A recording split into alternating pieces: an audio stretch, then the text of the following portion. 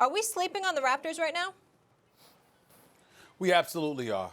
It's excuse me, it's undeniable. And the reason why is because, as Pat Riley once coined the phrase, defense wins championships. And that's exactly what the Toronto Raptors have at their disposal. And it's not just like they're elite defenders, like they can just man up and stick you. It's how they do things. If you remember last year, they threw a box and one on Steph Curry, and they were leaving Andre Iguodala wide open. We've seen them throw full court presses, surprise traps. They'll double team you. They'll throw zone defenses at you and whatever. You got Ibaka and Gasol guarding the front court. You got, excuse me, Kyle Lowry drawing offensive fouls. Fred VanVleet, he's a good perimeter defender, particularly when he's spying and he's, just stealing passes or deflecting passes. They throw a mixture of things at you, and teams going up against them night in, night out, no matter who they're coaching against, actually seem surprised half the time at some of the things that they do. Nick Nurse was my coach of the year. I have a vote. And I voted for Nick Nurse as my coach of the year. I think he has proven to be an elite coach in the game of basketball. Some unorthodox things that he throws into the equation, he does it in very, very unpredictable fashion. He seems to surprise a lot of his contemporaries and his adversaries with what he does, and he gets these players to buy in. Pascal Siakam at 6'9" is versatile. We know what he brings to the table as well. He's basically the starter team. I keep reminding y'all that Kawhi Leonard, when he contemplated staying in Toronto, he never asked them to get rid of Siakam, but he wanted Paul George. And in order for Masai Ujiri to get Paul George, he was going to have to trade Siakam because Sam Presti and those boys wasn't going to take somebody less than Siakam.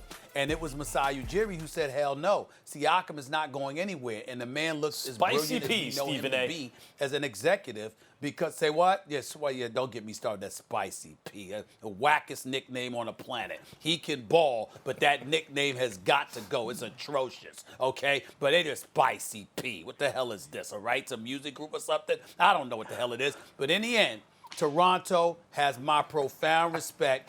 Defense wins championships combined with perimeter shooting. They have both, and they defend the threes better than most, if not every team in the NBA. Look out for them. They could win it. They could win the East again.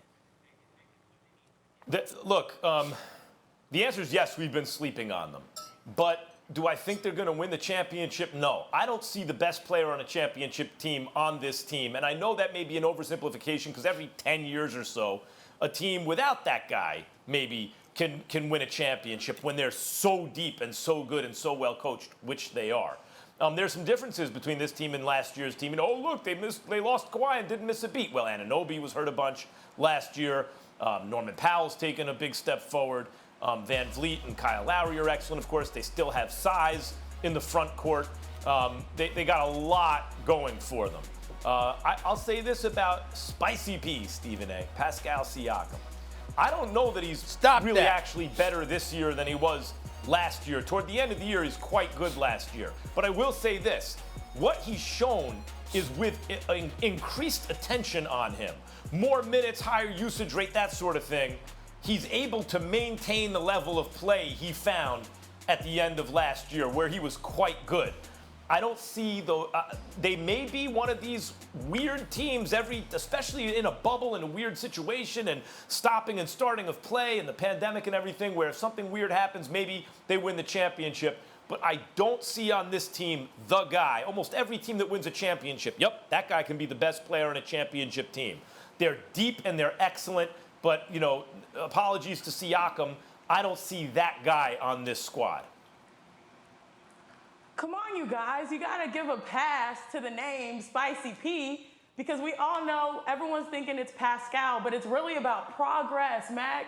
When we think about Pascal Siakam, he went from 7 points per game to 17 points per game to now, 23, 24 points per game?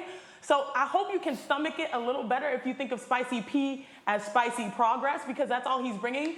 But I think we are all still sleeping. That's even worse. Sinead, you made it worse. You made it worse. That's even worse, Sinead. Spicy progress? It's all Spicy about progress? You have any idea how corny that sounds? Give him a pass. Yeah. You made it even more corny somehow. The streets love The streets love Spicy Pea, okay? And when you think of Spicy Pea, instead of thinking of the negative, think of progress when it comes to his game, because that's all he's doing. So let's uplift that aspect of the name. But, you know, when you think about this team, the Raptors, I think the headline today, that's better. The headline today will be just, you know, that they beat the Bucks with the caveat that Giannis was out. But so was Kyle Lowry and Serge Ibaka. So truly yesterday we had an opportunity to see how the teams would perform without their floor generals. And the Raptors have a real system that is built for development and overachieving. They are a next man up organization, and quietly, the Raptors are doing it again. The culture starts, as you mentioned, Stephen A., I hear you preaching about Masai Ujiri. It starts from the top down. My big African brother Masai is always looking ahead and one of the best minds in basketball. And in a brief convo the other day, as the Raptors were heading into the bubble, might I add that they went in first because that's how prepared they are for situations. Masai said they are getting ready for battle. That is a warrior mindset. And Masai, he sets the tone for the entire organization and empowers his players and personnel to reach their full potential. Whether you are Spicy P, Pascal Siakam, or Terrence Davis, or Bobby Wexler, or what, you know, Bobby Wexler is one of the youngest GMs. The Raptors are here to stay, whether they get the credit or not, and the Raptors will continue to go reptar on you, you know, throughout the entire league. So I'm standing by the name. Sorry, guys. Well, first of all, to me, Masai is the best. To me, right now, Masai is the best in basketball. He's the best executive in basketball, and I give him major props. And it's important for me personally because we all know that, particularly with the latest hiring and what have you that had taken place, there's about 9 black individuals who are executives in the NBA. Only one gets to call his own shots definitively. It's not a title in name only. The buck stops with Masai Ujiri. That is not necessarily the case for the plethora of other African Americans or Africans who are in positions of quote-unquote power. Thanks for watching ESPN on YouTube. For live streaming, sports, and premium content, subscribe to ESPN+.